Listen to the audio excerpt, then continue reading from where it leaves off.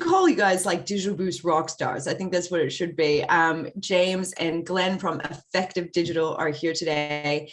And they're going to be talking about goal setting in Google Analytics. This is, of course, a super hot topic. It's been requested so many times to go into how do we use Google Analytics? Okay, we know it exists. It's a free tool, but how do we actually use it to our benefit to grow our business? So here you go. Here's a great session for you today. Now, you might be joining us on a number of different platforms, whether it's YouTube, LinkedIn, Facebook, or here with us on Zoom. Welcome, and you can contribute to this session by using the comment section, the chat features, or the Q&A feature, depending on what platform you are streaming from. Please drop your questions into those functions because that's how you make the sessions work for your business. And that's why we do these Monday through Friday at 10 a.m. They're for you. So make them work for you. Good morning, James and Glenn. Thanks for joining us today. Kia ora, good morning. Oh, Kia ora. So excited to have you guys on here. You always give us so many takeaways, calls to actions that we can put into place when we leave these sessions. And so I feel really excited about the learning that we're just about to experience. What I might do now is I'll stop my video and mute myself and let you guys drive, and I'll make sure everything's running in the background. Right, here we go. Boom, there we have it. Goal setting in Google Analytics. So, the outcome of today's workshop is to be able to track online lead generation performance. So this is a very vital thing that you need to be able to do. So who are we? We're James and Glenn. We have a really massive goal, and that is to take 10,000 businesses to $1 million. So we'd love you to be one of them. We have 35 combined plus years of e-commerce and digital marketing experience. And during that time, we have helped a lot of New Zealand's leading brands create hundreds of millions in sales revenue. And you might be thinking, how does that apply to me? Well, the thing is that corporate thing is a bit of a diversion for both of us in some respects, but we love small business, and being able to take all of those learnings and apply it to your business is vital. We think it's vital to help you ensure your ongoing growth. So what we're going to cover today is Google Analytics 101. So GA4 versus UA, how to sign up, what's a goal? A lot of people have no idea what a goal is. It's not putting a ball in the back of the net. Setting up a goal, how to track a goal, and very important, how to integrate Mailchimp with Google Analytics so that you can really track what's going on. And then we'll crack into the Q&A. So I'm going to hand over to James. Good morning, team. Nice to see you. Bright and breezy on a Monday morning. Okay, Google Analytics. First up, Google Analytics is a measuring device. It enables you to have a window onto what your customers are doing within your website. So obviously you can't see customers walking around your online store. So Google Analytics provides that window. So it's really very cool. You kind of have to engage with analytics to get your head in the space where you can read the story that's coming through the numbers. Now, having that being said, there are two types of Google Analytics. Google, the monster machine that it is, has been busy at work and understanding how businesses are changing their technical their digital footprint. And they realized that universal analytics, as you can see on the slide there, number one, was getting a little bit old and had some limitations. So they doubled down and they created a thing called GA4, Google Analytics 4. I don't know what the 4 is, someone out there will know. The difference between the two different Google Analytics is that Universal Analytics looks at one digital property, and GA4 has the capability to look at multiple digital properties. So with GA4, for instance, let's just hypothesize for a second. So if I have an online store and I also have an online app, and maybe I've got I don't know, a forum and other bits and pieces that these multiple different digital properties, I can use GA4 to measure customer interactions across multiple properties. So which is, I mean, that's super cool, right? That is super cool. But for most of us, I believe, and I might be wrong, but we're going to take a stab in the dark, that universal analytics is probably enough for most businesses that we're talking to here. So we are going to use universal analytics as the example. Which is a great thing, because universal analytics is it's a little bit older. There's a lot more knowledge out in the world about universal analytics, and there's more resource to reflect upon. So so James, I'll just jump in there, like before you get to the next slide. So for most businesses, especially the ones that we come across in Digital Boost, what's GA4 actually going to mean to them? I mean, GA4, don't get me wrong, you could use GA4 for your single website usage. However, GA4, it's kind of analytics plus. I personally don't feel that you can get more out of GA4 than you can get out of universal analytics. I think, look, our brand name is Effective Digital. We are all about being effective. And being effective means not getting caught up in the hype and rushing to the shiny thing all the time. So we're going to stay true, and we're going to talk to universal analytics, because I believe that universal analytics is going to tick the box for the majority, 99% of people who are on this call. Cool. So first thing you need to do is create your Google Analytics account. So you can see on screen, I'm not going to read it out, you can see on the screen the various steps for creating that account. Probably the most important step in this is that your email address, which is your unique identifier, needs to be Google verified. So there's a short process you can go through to verify your email address and get Google to recognize it. And once that's done, you can follow the process. There is an awesome video. The guy you can see on screen there in the little disc on the right-hand corner of that screen print, he is an absolute legend, and he is everything data. That link, which you'll be able to get hold of in this presentation, we'll make sure that happens for you, will take you to his video. And he can describe it and show you the steps a lot better than I can. So I'm cheating by showing you someone else's how to get Google Analytics set up.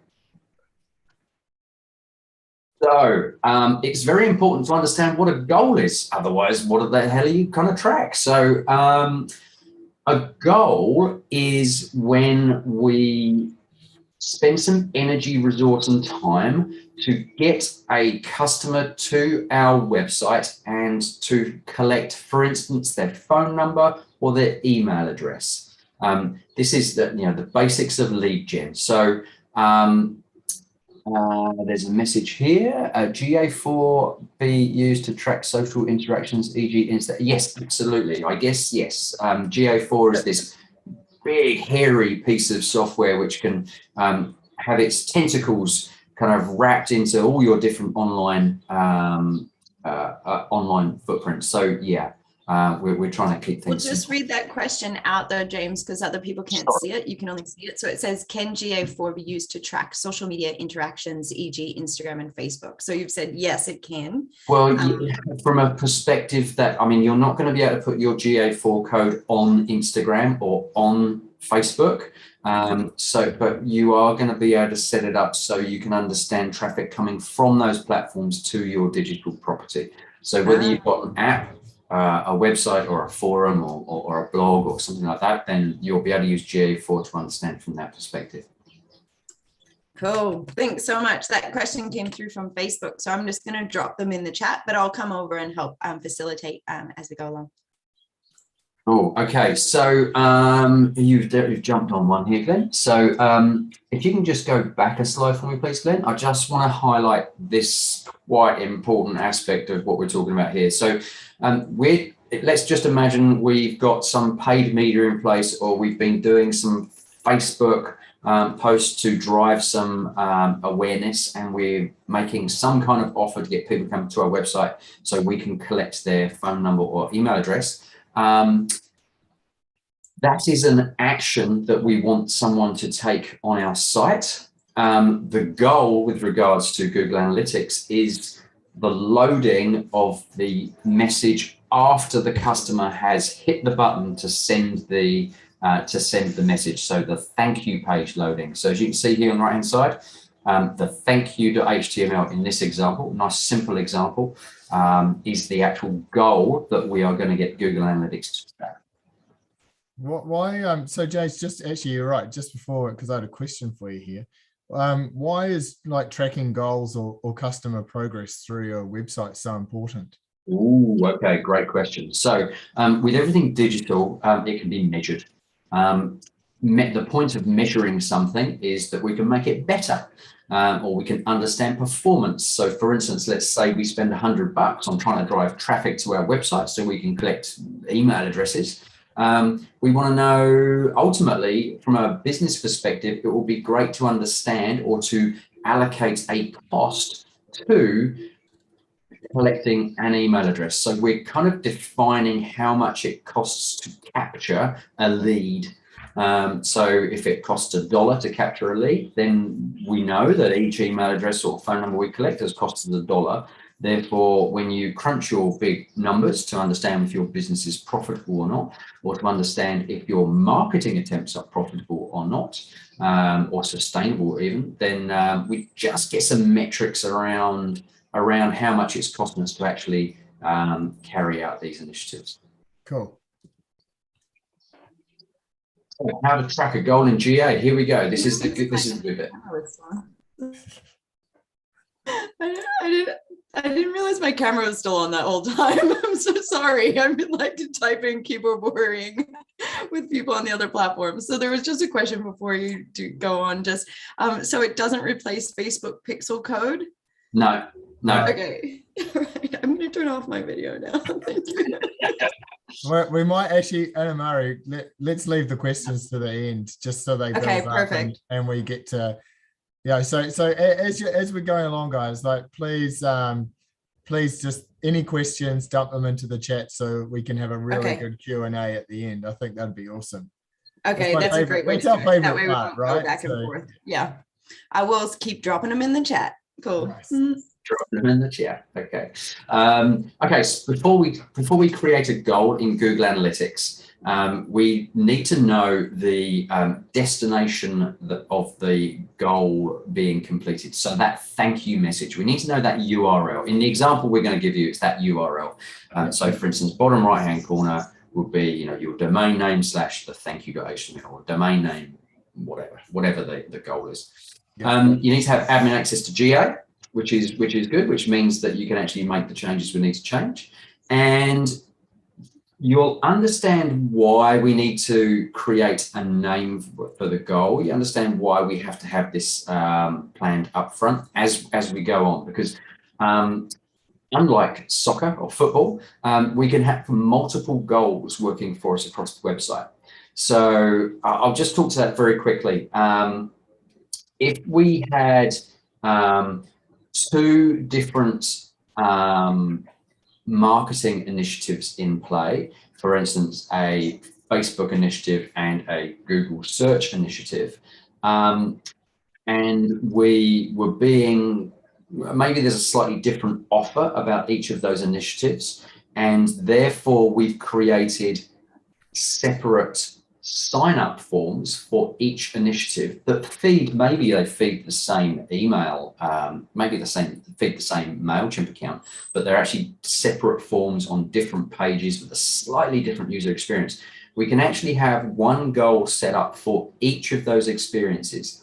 So what that enables you to do is be really quite what's the word I'm looking for? I was going to say fragmented, but that's not the right word. Quite detailed about the performance of each marketing initiative as we go. Targeted. So targeted, yep. Targeted. Yep. I think targeted, like Okay.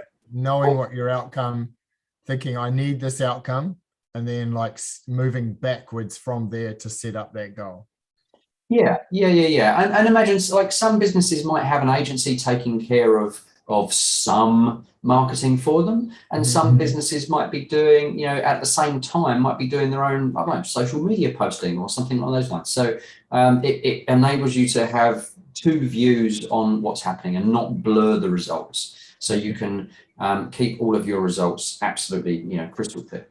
It's about being effective, isn't it, James? Absolutely about being effective. a little bit of structure, a little bit of clarity, and just a tiny piece of thinking forward to make sure that in 2-3 weeks' time, when this initiative is hammering along and going great guns, you can actually break it down and understand performance. That's what GA is all about. Right, so on the screen here, you can see my beautifully hand-drawn red arrow and circle highlighting the cog, which takes you through to Google Analytics settings. In the settings, you're presented with these 3 columns. If you whiz all the way over to the right-hand side column, you can see goals highlighted there with another beautifully drawn red circle.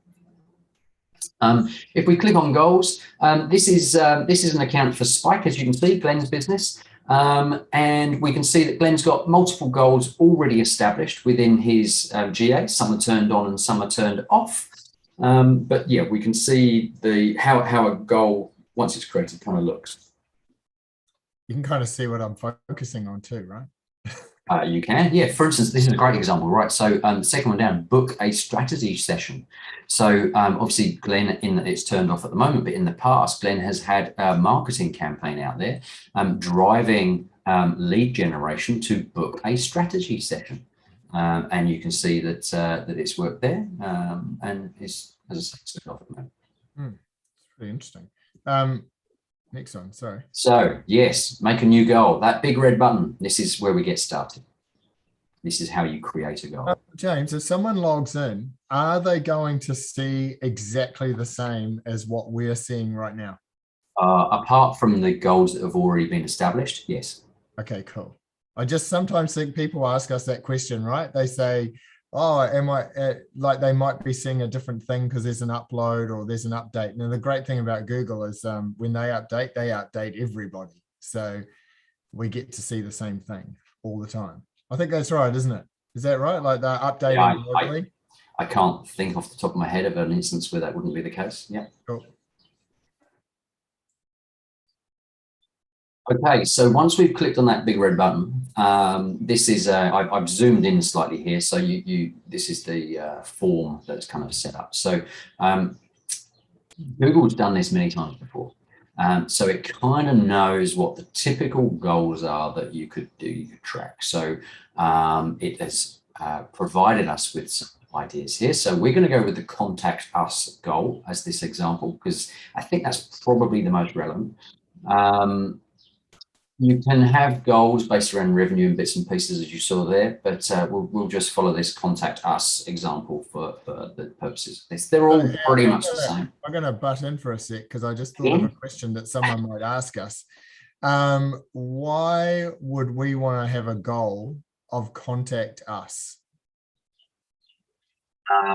So if we're running a marketing campaign. Yeah. No, I'm just about to answer it myself, aren't I? Good.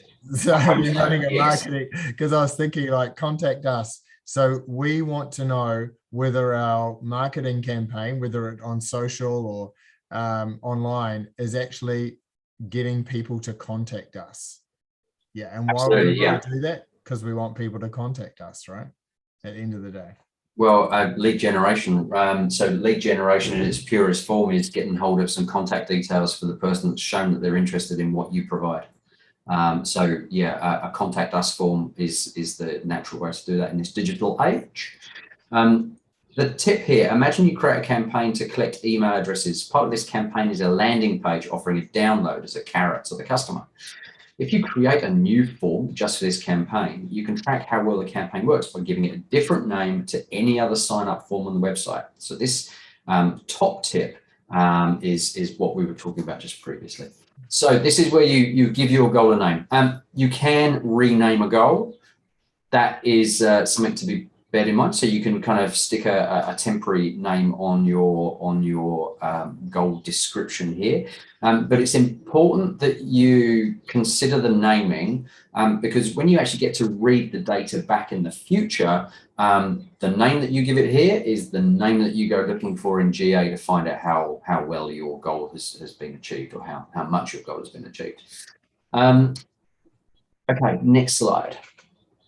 I've got a question for you, James, before you do get into this. I wrote down lots of questions for this, but it was like, what are two goals? What are two goals that you think everyone should have in place, like just as a bare minimum?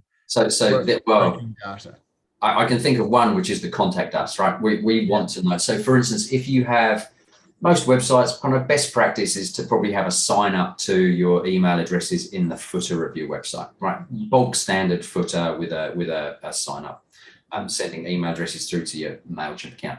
I would suggest that footer has a goal created for it, and you would probably call it something along the lines of contact us -footer. Or global footer, or something to classify its name as being available on every page of the site. A second goal. Let me think. So I'm trying to think not e-commerce. I'm trying to think broad. Maybe you have decided that you can understand the quality of a visitor if they, for instance, we'll take the example on page here, if they spend more than an amount of time on your site. So we could use the duration as the type, which you can see on the screen there. And you get to dictate how long you think a customer who's super interested in your offer hangs around on your site. And the same for the number of pages they look at, etc. Events are something different, and events are something we're not going to cover because that starts to step into a little bit of an advanced session. So we're trying to keep it simple here to make sure we can gain progress for everyone tuning in. So we'll keep it to the destination. So destination's interesting, right? So destination, as you can see there, the EG thanks.html that Google's presented to you, that is the destination. So that is the goal, not the fact they filled out the form. It's the actual goal. There you go. So we are creating this goal for a thank you page, and you can see here the form that Google asks you to fill out.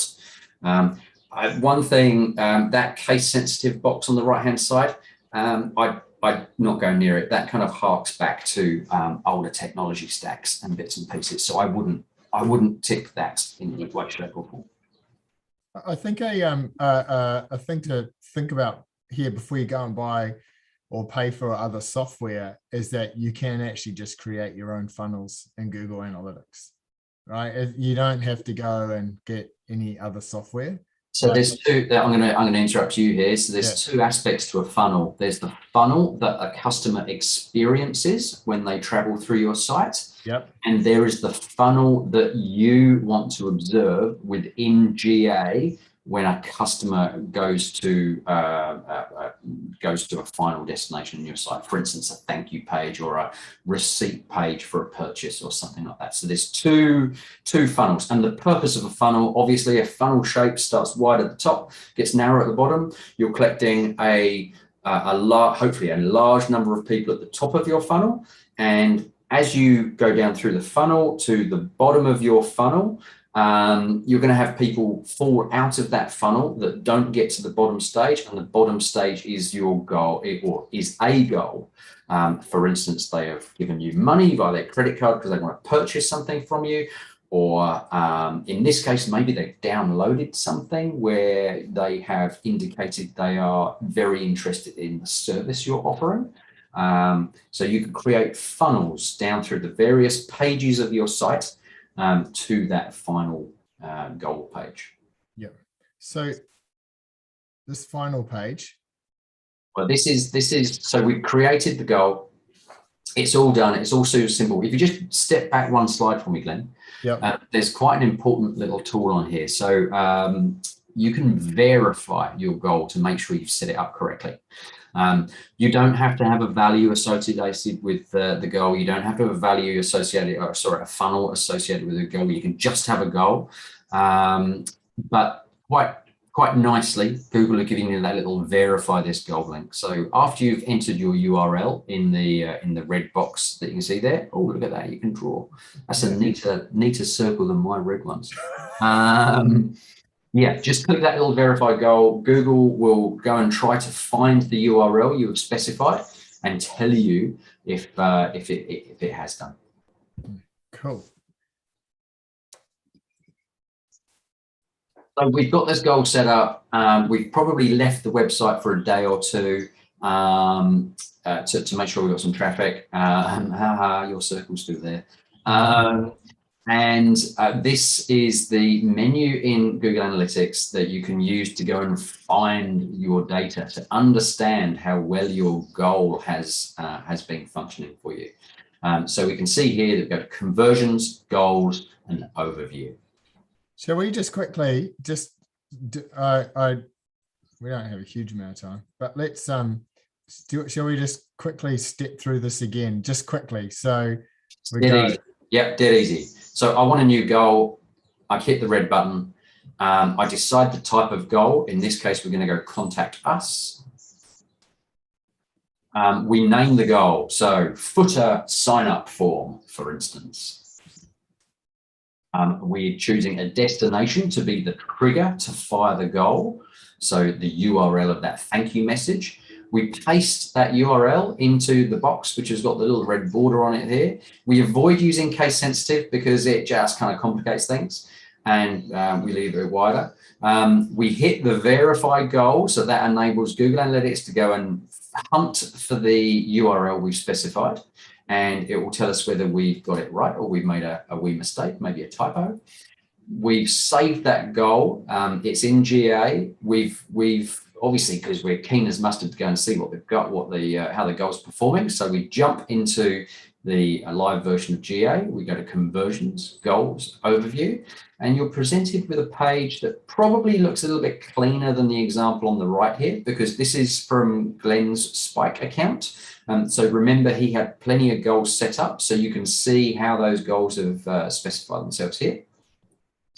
The blue graph across the top, and by default, it aggregates all of your goals. So it smashes them all together and tells you on that timeline how many goals have been achieved by day in this example. And then the detail below the timeline is actually specifying for each individual goal how many times they've happened or not. So that's how you see it in GA. So I'll just flick through so you can just go through this. Yeah, so Google Analytics is brilliant. I love it. I've spent most of my career looking at it, diving around in it, and finding the bits of Google Analytics I use to drive businesses forward. I hasten to add, I don't use all of the bits of Google Analytics because some of it is super advanced and for really granular analysis of how your online asset is performing. Google also have a tool called Data Studio, which you can plug into many different data sources. Google Analytics is one of the default things you can plug it into, and that's what I've done here. So the data is, and this goes into something we can talk about later, but this is a bit of a passion subject. So data is really, really valuable when it is provided with context. Context typically used in e-commerce or retail is a weekly timeline. So week 1 versus week 2 versus week 3, etc. what these two graphs on the page show us here are two goals that have been created on a client's site. One is a form submission. So that could be, here's my name, here's my address, here's my phone number, here's my email address, and submit. Then a thank you page for that. And that's the contact form submission chart that you can see across the top. The next chart down is a phone link or click. So that's if you have your phone number across the top of your website, you can set up an event, which is slightly more advanced to do. And you can classify that as being a goal. And you can see on this chart how often that has been used. So James, I'll just jump in. Like, why do we show an effective digital in our reports instead of showing it like this? Yeah. Why do we show it like this? Ease of understanding, because I can instantly tell you on week 24 of the top chart that we had goals or sign up contact forms submitted from traffic that came from organic search, paid search, and display advertising, because we used the channels to classify how the traffic came to completing that goal submission. So I can tell you now, by looking at this, that our paid search is working for this goal.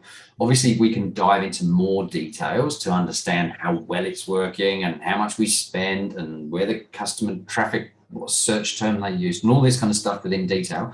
But at a glance, we can see, and in fact, at a glance, we can see that across from week 16 forward, we can see that there's a couple of differences in there, but pretty much, is it every other week we've had form submissions from paid search.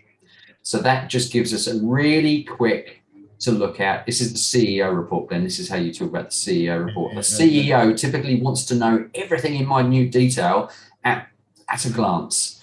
And that's how this report format came to being. So yeah, well, ease of use, mate. Ease of use. It is ease of use, isn't it? Yeah, so we've absolutely. been going for half an hour, so I'll crack on. Yeah. Hey, so another important part, or another important thing you can do with Google Analytics is integrate it with Mailchimp.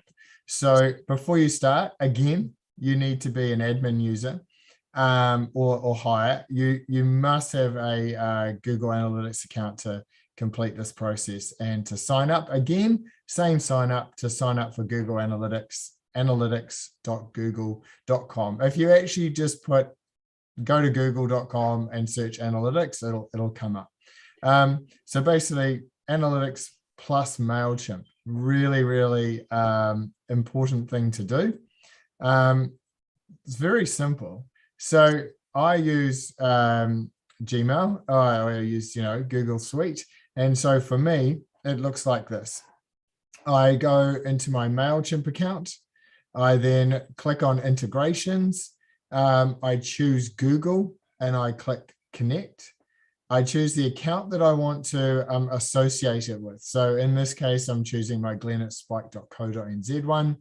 And then it'll go through to wanting to access your account. So, it's going to ask you for these four things over here: see and download your contacts, because it's actually Mailchimp, the actual account, and it's about, with GA trying to put all those things in. And why you're doing that is because you can actually get a more granular collection or view of how your emails are tracking in GA. So I think it's quite an important thing to do. So we can obviously see email as a channel, as we saw on the previous chart. So what is it exactly that we can see in analytics, Glenn, from Mailchimp? That's a very good question. we're asking each other really good questions here. It's like yeah. Shall I give you the answer? I'll give you the answer. we made notes about it or something. So these are the questions that we're asking each other as well, are ones that come up a lot, right? So, you go to campaigns. So you're in Mailchimp, campaigns, you go to reports, you view report. This is actually just a link that'll come up on the screen. And here's some stats that Mailchimp put together for us to have a look at. So I'm going to apologize for the blurriness right now. I couldn't get permission to use someone else's for today's. But the thing is that what you're seeing here is inside Mailchimp. So you haven't had to go anywhere. It's sitting inside there, right? And you can see that you've got goals. You've got transactions going. You can see you've created some revenue, and there was a bounce rate. There was 301 visits. The e-commerce conversion rate was 1.7. There was 59 new visits to your website. So this is all coming out of your Mailchimp data. So because usually when you log into Mailchimp, you don't actually see, or into GA, sorry, you can just choose email as a source. And what we do is like make sure that we have naming conventions so that you can very quickly search for a campaign. So I think maybe, I'm sorry to interrupt, maybe this is something we've overlooked in this presentation, actually. Maybe this is, it's quite important to highlight the terminology used for different initiatives when you're promoting your website. So in the digital world, people talk of campaigns. So if I have, well, we've got Black Friday coming up. So if I have a Black Friday campaign, Black Friday promotion coming up, my advertising for the Black Friday promotion is a campaign in our world. And campaigns, one of the reasons for hooking up into GA is hooking Mailchimp into GA, is that if I send an email for my Black Friday campaign, I can see that particular campaign referenced in GA, as opposed to looking at all email campaigns. So getting your head around the terminology to use for particular initiatives is key to having clear data. That's a good point, because that's all part of context as well, right? Yeah, absolutely. Yeah. One of the things that we want to know is the return on investment for a campaign. So, being able to connect those things together and knowing how much it costs you to send that email as well. You'll be able to know exactly down to the cent, what you're getting, what you're getting back for your money. So important to do, right? Which is this whole idea of context. And it's like, when and we've said this before, excuse me, but when you're looking at GA and you can see this stuff, it is actually hard to make really good decisions from some of this data, because you're just looking at squiggles and bar graphs, right? And we find that most people we deal with, in fact, probably 80% of businesses, 85% of businesses in New Zealand being 5 or less people, there's not the expertise to actually. It's hard to understand, right? Look at that. It's hard. And that's why we like setting goals, making things really easy for people. So, I think one thing that James talks about a lot is that the best data tells a story. And because stories are easy to understand. So that story, if you think about a goal and you think about the story of that goal, as in I wanted people to do this, so I set this particular goal and here's what happened. Yeah. It's telling stories about your data, about your website, I think is a key thing. So, when we're looking at, when we're looking at data, we want to make it easy. We want to make looking at data as easy as possible. So the only point of looking at data is to find some insight. We want to understand what happened. We want to understand what is happening. So this is actually a screenshot from one of our clients using our effective digital report. All of this data was captured by Google Analytics, but we've taken it into our own report and we are presenting it in a way that we believe and we know adds value to the business owner. So let's just very quickly, we'll dive into that to understand what. So let's have a look at that bar chart across the bottom. You can all tell you what the map is, right? People are coming from all over the world. Let's look at the bar chart at the bottom here. The light blue section, which in this case is paid search. We can see that on week 9, it turns up for the first time. So with this client, they were chugging along, not using Google paid search to drive their business. We have turned Google search, paid search on, and we can see that we have increased our traffic volume in total by adding this additional channel. We can also see that the inclusion of paid search has actually cannibalized some of the organic search. But the benefit is that we have increased the total amount of search traffic. If you didn't have this, if you don't have this report format, you are not going to be, that's my alarm going off, you are not going to be able to, at a glance, tell what is going on. That's true. So in this next one, I mean, when we first saw this client, James, what was the first thing that we saw? Like, because this is actually taking out organic, so this is all just basic. So you can see a lot of the dots have disappeared. So the difference between this chart and the previous chart is that the previous chart was for visits and this chart is about money. So this is revenue generation. So yes, first of all, the most obvious thing is that we don't have as many red dots on the page. We've actually, which is good, by the way, because you can't always service the red dots. So you've got to make sure that your goals and your setup is only really focused on places that you can service. Because if you deliver to South America, there's no point like paying marketing funds. Yeah, so this report, these are screenshots. This report's actually dynamic, so we can choose to look exclusively at a particular channel here. So in this instance, and I think what you're getting at here, Glenn, is if we were to change this report to look at just paid search, for this client, it was okay, but for others, we have loaded our report up, looked at their analytics when someone else has been managing the account, and found that even though the client may only deliver to Australia and New Zealand, they're actually been paying for traffic to be generated from the United States, the UK, South Africa, other English-speaking countries,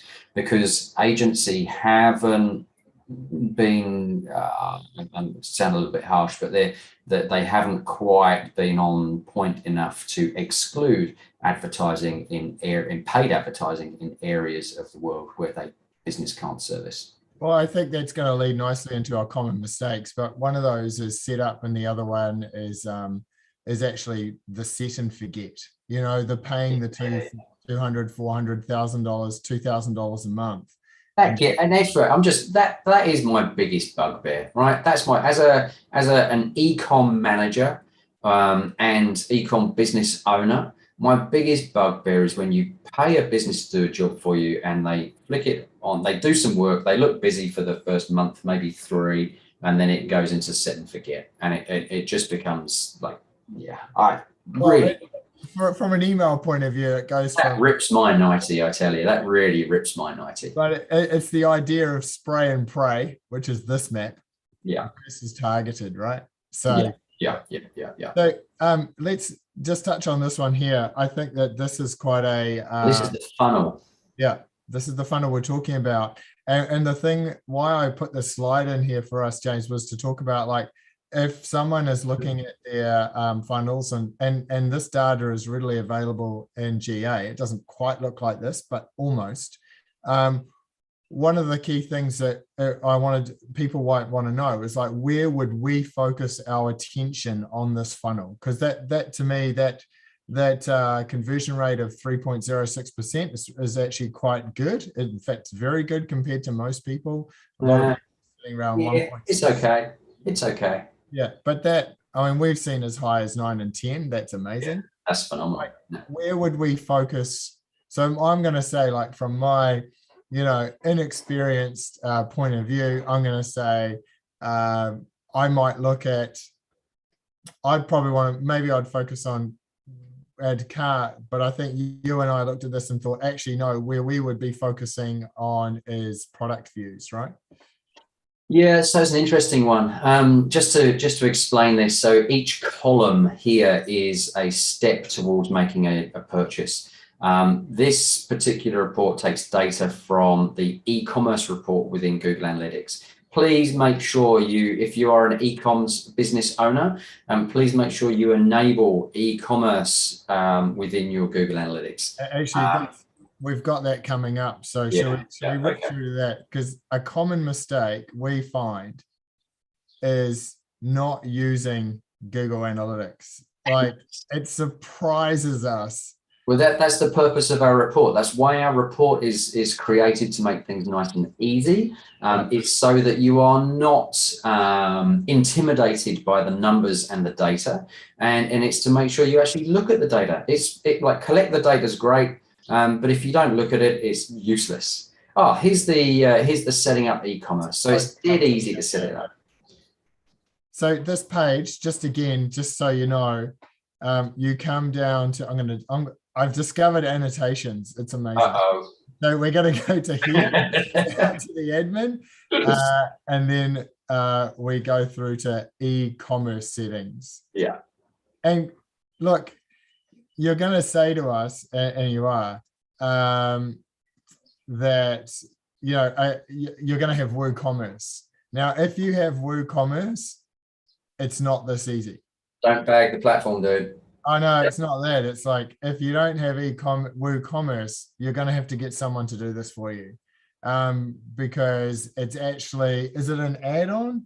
Yeah, so WordPress, obviously people have heard of WordPress, and many sites out there still use WordPress. WordPress was created back in the day when you had to be more technical to be able to spin up an e-com site. You had to understand WordPress, and WooCommerce is basically a lump of software that you bolt onto the top of WordPress, and it gives you the ability to provide e-commerce services. We do have some instructions for how to do this, but generally I have to get a developer to log in and do this for you. Yeah. So Shopify, on the other hand, Shopify is literally flick a switch, turn it on, and away you go. Yeah, it is. Right, I'll just jumping on only because I can see that we've got about 10 minutes left, and we've got lots of questions in the chat. Oh, and I just want to make sure that we get to those questions folks are hanging for. Can I just want to make sure I'll flick through, because we are at the end actually. This is like, just remember to verify your domain, and a lot of things we see, because this is the start of all your stats, is verifying your domain. So website, domains, make sure you do this. Remember that, we think that data tells stories, and like, if you need help to tell a really good story, we run these effective digital workshops. And if you're a Digital Boost person, you get a bonus private session with James and I that other people don't. So effectivedigital.nz/workshop. And if you tell us, like, you came through it from Digital Boost, we will give you this free hour. It's about 90 minutes generally. I think it ends up sometimes longer, but and that we'll actually we'll connect our report. And you get our report. So like a 6 or 7 slide report. So you can understand Google Analytics data in the simple format that we've shown you a sneak preview of today. Yep. So look, actions from today: set up Google Analytics, turn on e-commerce tracking, and book your spot. So thank you. Back to you. I'll stop sharing. There we go. Oh, okay. So we've got heaps going on here. Let's hit this this quick one in here. It says, hi, I'm in food. Would a goal for our business be to direct to our website, purchase and repeat? Oh, good question. Yeah. Is your website an e-commerce site? If it's e-commerce, then, I mean, you remember during the presentation, we said you can have multiple goals. So perhaps you have a revenue or a transaction as one goal that you use e-commerce tracking to record. But then you might have, or ticking top of the head, you might have, you might provide food for parties, quantity of food. What's that called? Catering. So perhaps there's a form. Thank you. Perhaps I need more coffee.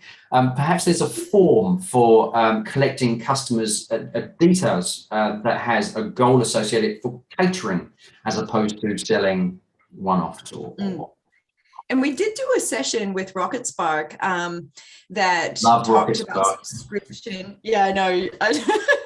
They did a session on subscription-based businesses, and Glenn's talked about this a lot as well, actually, in some of his sessions. Like, the more you can lock people in to doing something repeatedly, like, the better, you've got that staple going on. So you can check out that session with Rocket Spark as well. Isn't lock people in such a, I don't like that term. Sorry. Oh, I don't know. For me, it says stability. Absolutely. Yeah, I guess. Yes, I agree. Yes. So we've got another question here. It says, so Google Analytics, it doesn't replace Facebook pixel code. No. We were talking, this question was related to the GA4. Mm-hmm. Okay, so no, it doesn't. doesn't. So the purpose of Google, of the Facebook Pixel, and things have changed on this front. And I admit I am not transparent on what those changes and implications are, because everyone's heard of the iOS 14 updates for Apple and bits and pieces, but the privacy changes that have come into play. The purpose of the Facebook Pixel on your website is so that when you use Facebook for marketing, Facebook has data about the individuals that went to your website. So the pixel is basically the bridge between Facebook world and your website, and it's the connection. So Facebook has information. Can I answer a question? Because I've just been Googling it just to make sure that my answer. And someone's asked about Campaign Monitor. So Jackie said, what about Campaign Monitor? Can it be integrated into GA? In your experience, which is better, Mailchimp or Campaign Monitor? So good question. So the thing is that yes, it can be integrated by using UTM tags. So it's not the same. Like in Mailchimp, you can log in and actually see it on the dashboard. Like you can see that dashboard that I showed you. In Campaign Monitor, you're logging into Google Analytics and you're seeing it in there. So so you can choose source, email, and then like campaign, and you can choose the name. You can go and search for it. So it's not quite the same. And then if it's Campaign Monitor, like, to be honest, like, yeah, I'm a Mailchimp power partner, and I've been calling myself the Mailchimp global ambassador lately, because I've been doing so much stuff for them. But at the end of the day, like whatever the best email platform is, the one that you're using. Yeah. And I think that you can change to something that suits your purpose later if you're running out of scale and things like that. But I feel like the best one is the one you're currently using. So I would never, obviously I have some, I do like Mailchimp, but the fact is, and the runway for leaving Mailchimp is getting longer and longer. Mailchimp was designed as a DIY tool, potentially. Campaign Monitor was designed by website developers. And so usually I find both of them are poorly set up. So that's why it kind of doesn't matter, but just use the one that you have and use it a lot. We do appreciate that honesty though, Glenn, we do. Okay, next question. It says, say I had a campaign across multiple channels for each targeted audience. Do I, one, create a goal after loading the campaign to the relevant channel like Facebook, Instagram, or is it loaded before? Do I need a separate goal for each channel, even though it's the same promo, just an omni-channel experience? You can see in the chat. You need to reread it because it's quite a long question. Yeah, I think the answer's not as long as the question. Basically, it depends on how granular you want to be. So there are, as we said before, the purpose of Google Analytics is to give you the window to see what's happening. The analytics and data is good if it is actionable. Do you plan on taking action if you have granular data? So for instance, if you're running an Insta campaign versus a Facebook campaign versus a TikTok campaign versus God knows what other campaigns you've got going, are you actually going to be across the performance of each individual channel, trying to tweak, like being active by trying to tweak each channel to increase its performance? If you are, then yeah, I would suggest you want granular data within GA. If, however, this turns into part of what we coach in the effective digital workshops, is really let's look at the amount of effort you're putting into each channel, look at the reward you're getting from that effort, and make an opinion or create a view on whether increased effort you're actually going to get reward for that increased effort. So there's a bit of a management flip on your question, sorry. Well, there's a little bit of a follow-up comment here, Glenn, or James. Can you hear me? Yes. Sorry. And it just said, oh my God, Glenn and James, no wonder you're in this business. What does that mean? I only want the insights. Like, oh, because she's just saying, I don't have the mindset nor energy to focus on all of the analytics. It's overwhelming, but my concern is to not miss out. So just really making sure that, like, you know, she doesn't miss any of the data, like, but probably not doing a tweak for every platform. So would you say you just set it up like one way, or? I like first of all, my first go-to is make sure you'll follow it. Make sure you're tracking performance of the goal, for instance, the sign up form.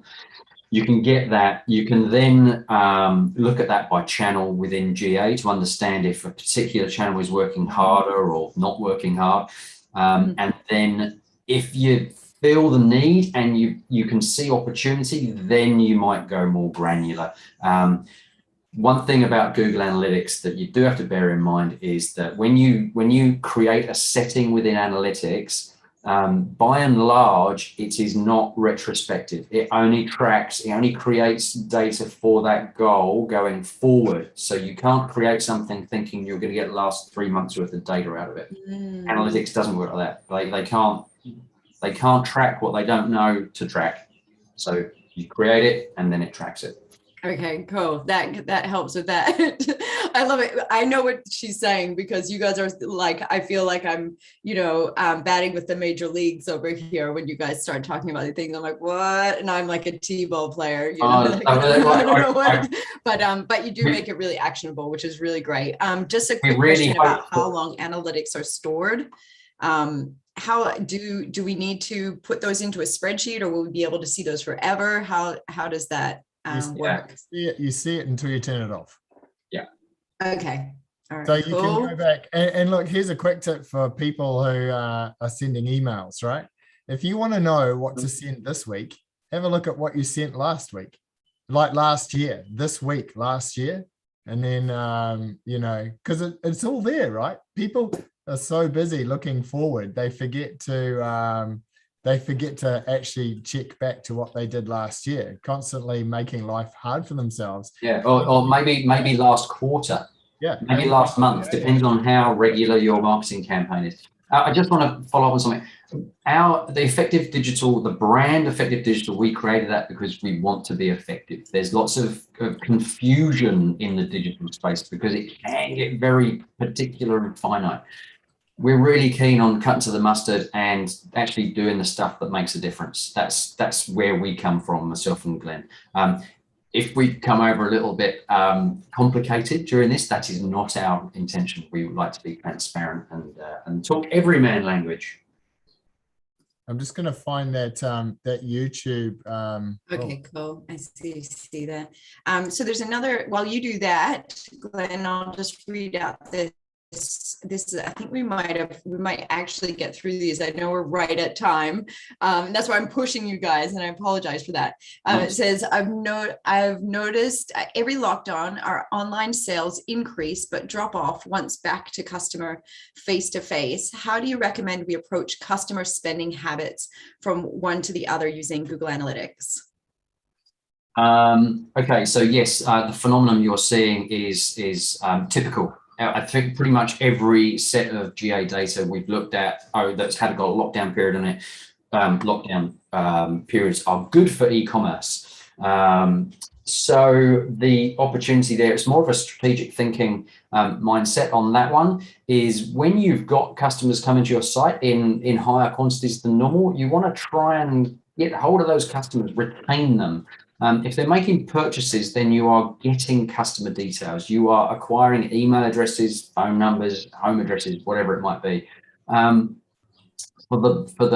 You then have a decision for the betterment of your own business to then create a campaign that may be a letter in the post. It could be an email, it could be a phone call, and so on. But you've got this opportunity with a mass of customers. Make the most of it, nurture those customers. But do you know what I'm just going to say there, though, because we're seeing a lot of this, right? And the thing about it is like, yeah, you just need to collect that that data off. You need to be signing those people up. And look, to be honest, that's what you're going to see. Like, this is an anomaly in life, and every business that we work with is seeing a massive spike of online, and we're helping them take advantage of that and grow their customer lists and onboard those people so that we can stick with them moving forward. So we're using it as an opportunity to grow the customer list. That's really the only difference, right? So, because as soon as they're face-to-face, if you stop collecting that customer data, that's probably the biggest difference I see, is that if you're in store, you're not saying, hey, we do this amazing thing, we sell this cool stuff. Have you got an email address I can send that to? And a lot of people aren't using the Mailchimp app, for example. The Mailchimp app should be on every employee's phone, and it should have some tags set up so that when you're in store and James says to me, hey, James, hey, I've come in to have a look at this TV. You go, oh, cool. Okay. Hey, we send out offers and deals about TVs. Would you like to receive them? Yes, I would. Right. Have you got an email address I can send that to? Yes, it's James at whatever. And I tag into that in the Mailchimp app, and I tag him with TVs. And then that means I can actually, if I've got an automation set up around TVs, then I can send him down that customer journey about, hey, James, thanks for coming into the store today. Here's all this information about TVs. And maybe 3 emails down, it says, hey, you haven't bought one yet. Here's 10% off, or here's $100 off your next TV. Right? So like thinking about all of those flows, but that is the big difference I see. Online, we have pop-ups, we have forms. In store, we just have ourselves, and we generally don't ask for the most important thing, an email address. So make sure you ask. Oh, I feel like we should finish on that note. We are over time as usual. I feel like every time you guys come on, we're like, so many questions. We might need to leave more questions at the end for the next time, more time at the end for the next one, so that we get. Can't we just make the session longer? Yeah, That would be awesome. Come on, let's go to lunchtime. Let's do it. No. Yeah. It's never, I I bet you guys could do that. You could probably do hours. But I'm really impressed. You guys have answered everybody's questions. It's been so awesome. Thank you so much. Could we just do like Anna Murray, like just let people know that we are actually looking at just a complete Q&A workshop. So a whole hour on Q&A. So some top tips as we come through into the holidays or whatever, and then just a whole session and bring your questions because we're happy to. Did we book that in, Glenn? I think we might have actually. I think we might have booked that in. Maybe it's in November or a bit later in November. Yeah. Okay, cool. I think Charlie, who's online at the moment, Charlie came to one of our workshops previously. If it's the Charlie, I think it is. She's doing a fantastic job. She's really turned the corner with her digital footprint. Her emails, the email she sent at the weekend was killer. So well done, Charlie. That was really good. Hi guys, thank you. Awesome. And I did say to the folks on Facebook and other channels, I said, take advantage of this offer that you guys put out for people to contact you directly. Like, you really do love working with small businesses and you're so helpful. And like, it's a real gift that you give to folks here, Digital Boosters. And we really appreciate that. And I've dropped that link into all the other platforms as well for how to set up your Google Analytics if you need it. Thank you very much. A lot of info. I'll try not to be terrified of digital stuff. Can you put the YouTube address back up? Yeah, look in the chat, or Glenn's going to reply to you there. Let's say goodbye, but we can hang out for a sec. So ka kite, everyone. Have a great